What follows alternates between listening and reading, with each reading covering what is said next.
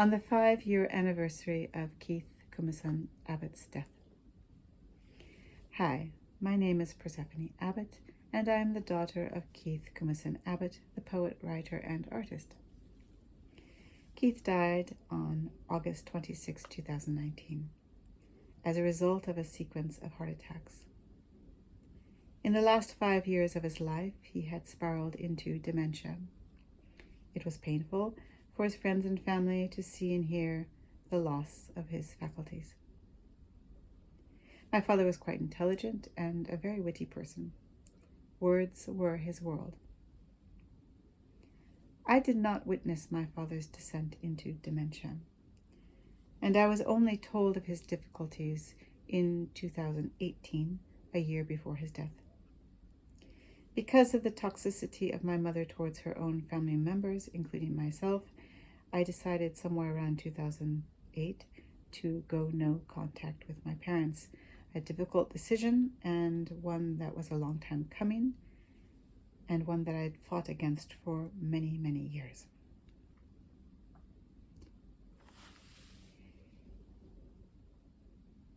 In 2018, it was heartbreaking to hear the news that my father's mind was quite far into dementia. And it was a puzzle to figure out how to have some sort of contact without it being misused, misconstrued, and also without it putting my father further in a position of being used as a pawn by my mother. This said, my father was also very loyal to my mother during the entirety of his lifetime, and he chose that life with her, which was to the outside world a quite magical place full of art and culture. Inside, privately, there were difficulties that were never talked about. It was forbidden to talk about any difficulties. So my father never spoke to me about his concerns, and again, he was very loyal to my mother.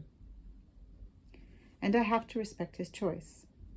I do feel personally there were heavy consequences, and most notably at present, the missing archival material. But during my father's lifetime, there were also many other little prices that were paid, such as connectivity to his family, his friends, and social networks, and I'm thinking of his last place of employment. I must add that Keith and his friends did their best to work around the limitations, and my father lived essentially a full life. My father and I did have a small interaction before his death. I sent him postcards, open, without envelopes, and I would send about half a dozen at a time, hoping that he would get one or two. And I did understand that he received a few. And later on, the few that he got were sent back to me. On the 5th anniversary of Keith's death, I am re-releasing his comic novel, Mordecai of Monterey, in honor of him. The writing style has all the exuberance and joy that many people recognize in my father's writing style and stories and personality. Monterey held a special place for Keith. It was part of the beauty and landscape of his early and mid-20s. It's where he made friends and lasting friendships.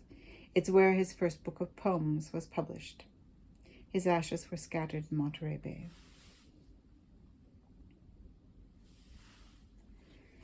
And although I have, as one of my cousins has remarked to me, reorganized Mordecai of Monterey a little bit and cut and added some material, I have endeavored to remain as faithful to Keith's narrative, and I hope to preserve his memory, and by my revision also the time and place of Monterey in the 1970s. I would like to read a poem by my father from the book Putty.